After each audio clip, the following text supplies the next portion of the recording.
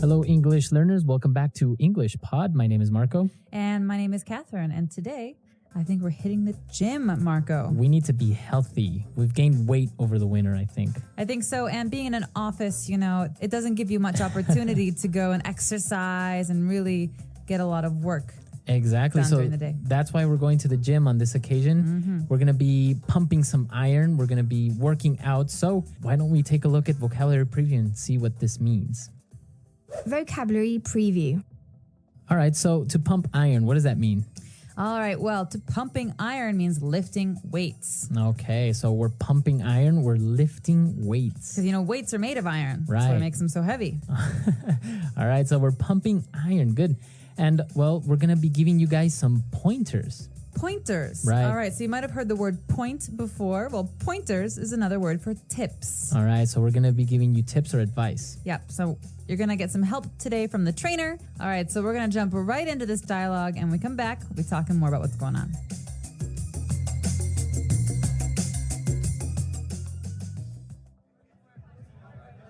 Hey there. You look a little lost. Are you new here? Yeah, how did you know? You can always spot the newbies. I can give you a few pointers if you want. Were you trying to use this machine here? Yeah, I just started my training today, and I'm not sure where to begin. It's okay. I know how it is. This machine here will work out your upper body, mainly your triceps and biceps. Are you looking to develop strength or muscle tone and definition? Well, I don't want to be ripped like you. I just want a good physique with weights and cardio. In that case, you want to work with less weight. You can start off by working 10 to 15 reps in 4 sets. 5 kilo weight should be enough. Now, it's very important that you stretch before pumping iron. You might pull a muscle. Got it. Wow, is that the weight you're lifting? My goodness, that's a lot of weight. It's not that much. Just watch.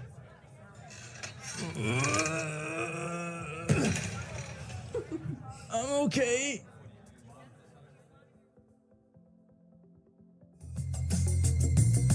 So this guy was a little bit arrogant. I think he was very, very muscular, but I think he embarrassed himself in front of the lady. The trainer, you mean? Yeah, Yeah. definitely. So we say he had a big ego. Yeah. He thought a lot about himself. So let's check out some of these phrases and words that they were using because they're all related to going to the gym and they can help you if you ever want to get some help when you're at the gym. So this girl, she was new in the gym. She didn't really know what she was doing. And, well, the guy said, well, do you want to develop strength or muscle tone? All right, we know what strength is, but what is muscle tone?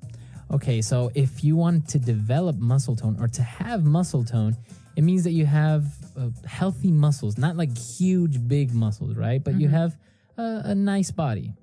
Right, so to tone is to maybe give some shape to something. It's, sometimes you have big arms and they're not really, you can't see the muscles. Well, muscle tone means that you can start to see the shape and they start to get stronger, all right? So if you think of Madonna maybe 5 years ago, she had a lot of muscle tone. Now she's like big muscles. Now she's strong. But muscle tone means that you can see the muscles, they start to develop. Okay. And this actually is very related to our next word because you said muscle tone and definition. Right. So definition is another way for us to describe seeing those muscles because at first you have a big tummy or you have big arms. And when you start to work out, every time you go, you can see more and more definition. That means more and more of the muscle becomes visible. All right. So you have defined muscles. All right, good. Now the girl was like, no, I don't want to be like super strong and huge, right? She doesn't want to look like Arnold Schwarzenegger. Yeah, exactly. She said, I just want a good physique. All right, this word maybe sounds strange for some of you because it's kind of sounds French to more me. like French than Yeah. English. Yeah, well, it does come from French. And physique is a way to talk about the whole body. You know, the physique is the state of your whole body. It's your physical appearance. Okay, so I can say she has a nice physique. So that means she's probably works out a lot. So, but basically it's like her whole body, right? And you can't just say like she has good physique in her arms or something like that. No, your physical, think of the word physical. It's your whole body. Your whole body. All right. So good physique. And now the tips that he was giving her or the pointers, he was talking about these two words, reps and sets. Right. These are great words for the gym because they allow us to count when we're working out. So the first one is reps or repetitions. That means doing something over and over again. So for example, if I want to lift a weight, I sit down on the bench, I do 1, 2, 3. How many times I lift that weight is a repetition or a rep. All right. And what about sets? So I could say I lift the weight 10 times, 1, 2, 3, 4, all the way to 10, and then I wait, and then I do it again. So the number of times I do it again is a set. So sets of 10 or sets of 5. Okay, so if you are lifting this weight 10 times and you have 5 sets, you will do a total of 50 pushes or lifts or repetitions. Okay. So reps and sets are probably the most important or common words you'll hear in the gym, especially if you're lifting weights, right? Definitely. And sometimes your trainer will count with you so that he'll keep a count while you're working out. All right. Cool. So those are the words that we have for you on Language Takeaway. I think in order to better understand these words, we should listen to our dialogue again, but we're going to slow it down just a little bit.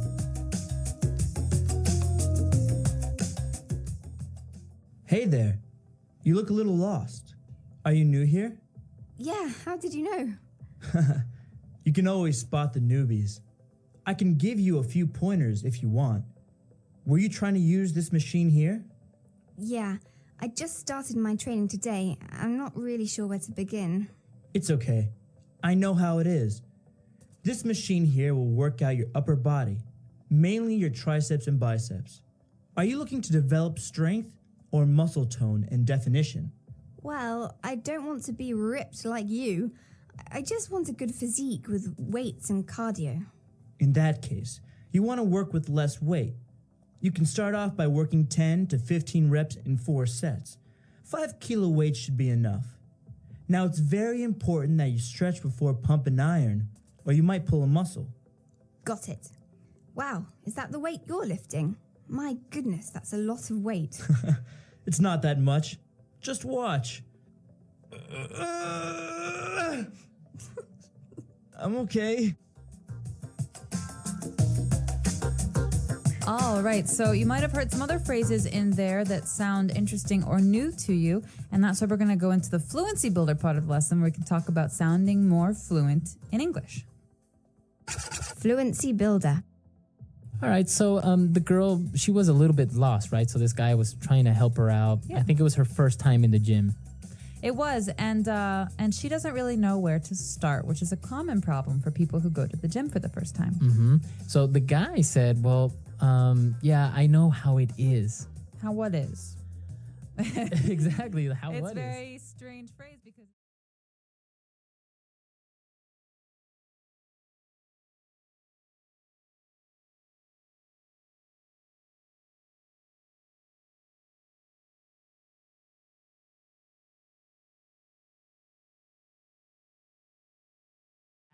Jasper, today we're going to talk about something that could save lives. We're going to discuss how to save ourselves in a fire. Now, I know this might sound a bit scary, but it's really important to know what to do in case of a fire. It's one of those things we hope will never happen to us, but it's always best to be prepared. Absolutely, Agnes. Fires can be really dangerous, and they can happen quickly. But if we know what to do, we can protect ourselves and the people around us. That's why today's topic is so important. We're not just talking about how to save yourself in a fire, but also how to stay calm and make the best decisions in an emergency. It's all about being prepared and knowing what actions to take. Exactly. And that's why we want to make this conversation really helpful for everyone, no matter where you live or what language you speak. Knowing these steps in English can help you understand the emergency instructions in any country. It's something everyone should learn, even if you don't live in a place where fires happen often.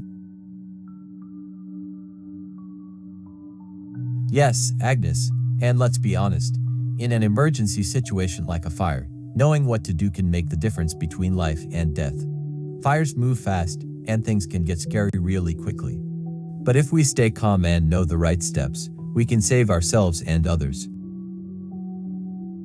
Right, and this isn't just about the actions we need to take during a fire. It's also about prevention, how to stop fires from happening in the first place. Prevention is just as important as knowing what to do when a fire starts. So, we'll also talk about things we can do every day to make sure we stay safe. Exactly. And you know, this podcast isn't just for people who live in places where fires are common. No matter where you live, fire safety is important. Even if you've never been in a fire, it's always good to be prepared. Fire safety is something we all need to know.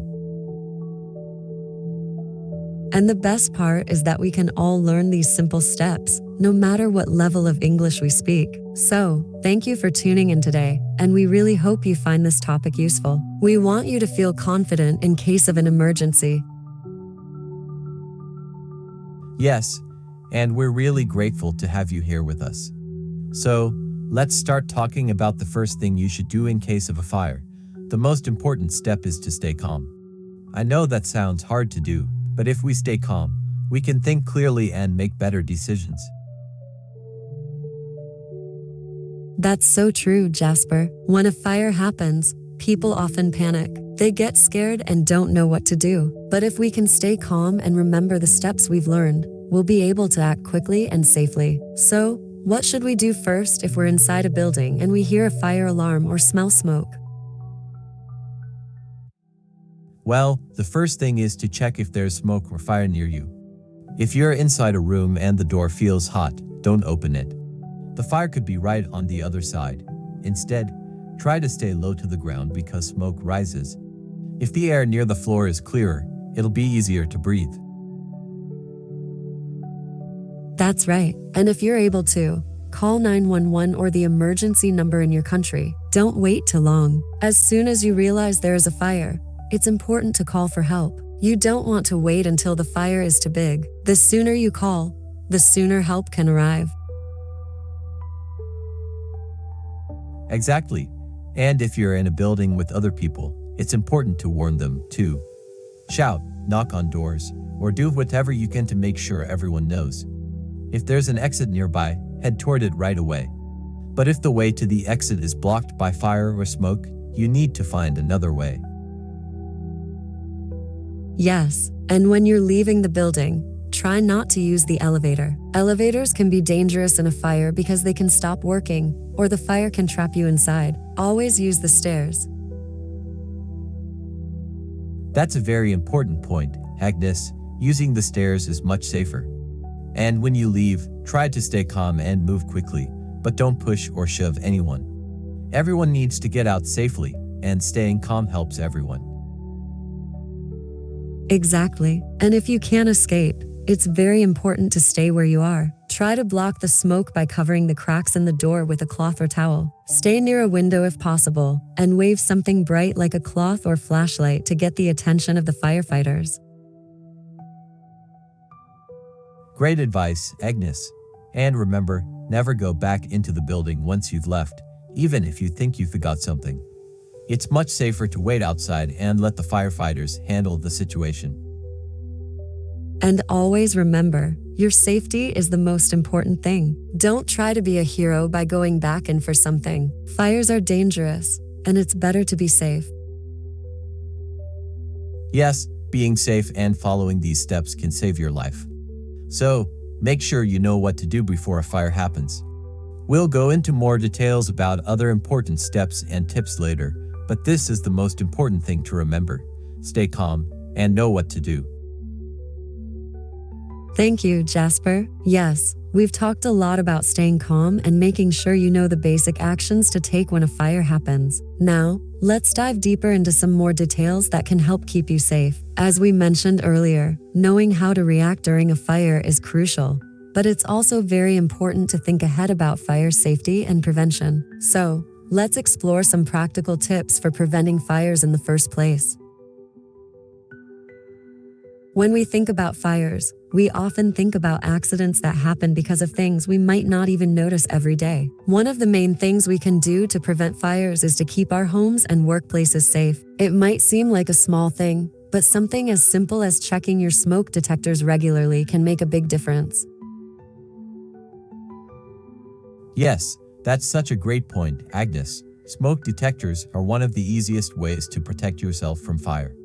But a lot of people forget to check them. It's important to test the batteries once a month to make sure they're working. And remember to replace the batteries at least once a year. Smoke detectors save lives, so don't ignore them. Exactly. And it's not just about the smoke detectors. Let's also talk about something else we use almost every day: cooking appliances. Many fires start in the kitchen, so it's very important to never leave food cooking on the stove unattended. If you have to leave the kitchen for a moment, turn off the stove or the oven. Simple actions like these can prevent a fire from starting. That's so true, Agnes. And speaking of the kitchen, let's not forget about the importance of cleaning the stovetop and the oven. Grease can build up over time and catch fire easily. So make sure to clean those areas regularly. Also, always keep things like dish towels or paper towels away from hot surfaces. Yes, keeping things away from heat sources is a good rule to follow. And let's talk about electrical safety too. Many fires are caused by electrical problems. For example, faulty wires, overloaded power strips, or old appliances. It's important to check all the wires and cords in your home. If you see any frayed wires or sparks, don't ignore them. Get them fixed right away. Absolutely. Another thing to remember is never overload your power outlets. I know it's easy to plug in a lot of things into one outlet, but it's very dangerous. Always plug only one high-powered device into each outlet, and avoid using a lot of extension cords in the same area. Right, and if you have an older home, make sure you check the electrical system regularly. Sometimes older wiring isn't as safe as the newer systems we have today. It's always better to be cautious. You could even call an electrician to inspect your wiring if you're not sure. That's a great point, Agnes. It's always worth investing in safety, even if it feels like a small detail. And don't forget to be careful with candles. They create a beautiful light, but they can be very dangerous if left unattended. Always blow out candles when you leave a room, and keep them far from anything that could catch fire, like curtains or books. Candles are such a lovely part of the home, but they require so much attention. And let's not forget about fire safety in the bedroom. Always make sure you have a clear path to the door in case of an emergency. Sometimes people keep items like furniture or clothes near their door, which can block the way out. That's an important point. In case of a fire, the quickest way to escape is the best way. Make sure all your family members know where the exits are and practice fire drills with them regularly. It may sound like something small, but practicing escape plans can save lives. Exactly. Fire drills are such a simple way to make sure everyone knows what to do. It might not be fun, but it's incredibly important to practice. And if you live in a tall building, or even in a house, make sure you know more than one escape route. If one exit is blocked by smoke or fire, you need to know another way out. Another thing to remember is to always have an emergency kit ready, just in case. Keep it near the exit of your home, or in a place that's easy to access. This kit should include things like a flashlight, a first aid kit, bottled water, and important documents. You might need these things if you have to leave quickly. That's a great tip, Jasper. Having an emergency kit is like being prepared for anything. And speaking of being prepared, if you live with children or elderly people, it's a good idea to make sure they understand fire safety as well. You can teach them how to get out safely and explain to them why fire safety is important. It's something we can all learn together. Yes, exactly. Fire safety isn't just for adults, it's something everyone should be aware of. The more prepared we are, the better we can handle any situation. And, as we said, fires happen unexpectedly. Knowing how to escape quickly and safely is what really matters when a fire strikes. That's so true, Jasper. And let's also mention fire extinguishers. Every home should have at least one fire extinguisher, especially in the kitchen or near the garage. You don't need to be a professional firefighter to use it, but it's good to know the basic steps in case a small fire starts. Yes, fire extinguishers are so useful for putting out small fires before they get too big. But it's important to know how to use them properly. You should learn how to use the fire extinguisher before an emergency. When using it, remember the acronym PASS: pull the pin, aim the nozzle, squeeze the handle, and sweep from side to side.